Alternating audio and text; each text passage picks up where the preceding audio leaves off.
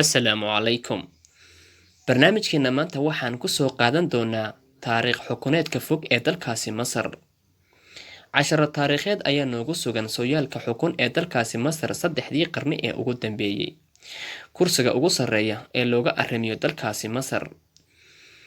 Dalkaasi Masar waxaa hogaamintiisa iskaga kala dambeeyay xukumaan kala duwan oo isugu jiray boqortooyooyin, salaadiin, khidyaawin, madaxweyneyaal rasmi ah iyo kuwa ku meel gaar ah.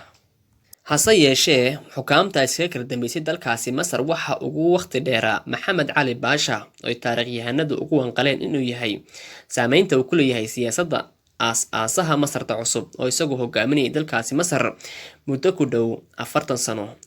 waxaa ku xigay madaxweynihii Xusni Mubaarak oo isaguna dalkaasi majara u hayay muddo ku dhow 30 sano, halka uu waqti gaabnaa madaxweynihii ku meel gaarka ahaa ee la odhan jiray Suufi Abu Talib oo muddo 8 maalmood ah maamulayay dalkaasi Masar oo qurah kadib markii afgembi lagu dilay madaxweynihii ka horreeyay Maxamed Anwar Assaadaad. hase yeeshee khidyaawinta aan soo xusnay waxaa looga jeedaa khidowga waa koofaar ama naanays oo la mid ah boqor ama sultaan. waxaa loogu jeeri jiray xukaamtii kala duwanaa ee wakiilada uga ahaa dalkaasi Masar dowladii Cusmaaniyiinta. khidyaawintu waxa ay dalkaasi ka talinayeen laga soo bilaabo 1863 ilaa laga soo gaaro 1922 markaas oo si rasmi ah u dhacday dowladii khilaafada Cusmaaniyiinta.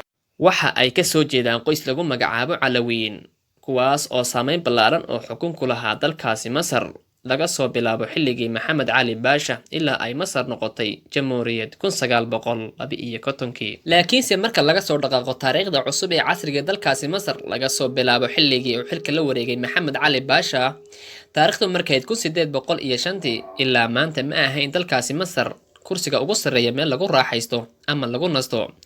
Maxamed Cali Baasha waxaa la sheegaa intuuna faaruujin xilka inuu asiibay dhimir xagga maskaxda ah oo markaa uu la dhibaatoonayay.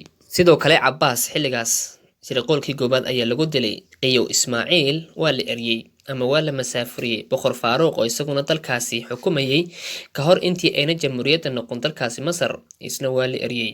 madaxweyne Jamaal Cabdi Naasir ayaa isna ka mid ahaa kuwii u geeriyooday xanuun ku soo booda ahaa oo loo maleynayo inay sababtay sun la siiyey ama maqaarka loo mariyay.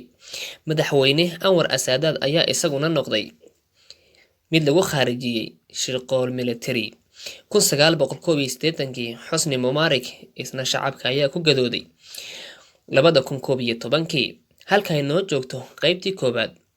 qaybta labaad intaan ku kulmi doono waxaan idinkaga tegayaa assalaamu calaykum waraxmatullaahi wabarakaatuh.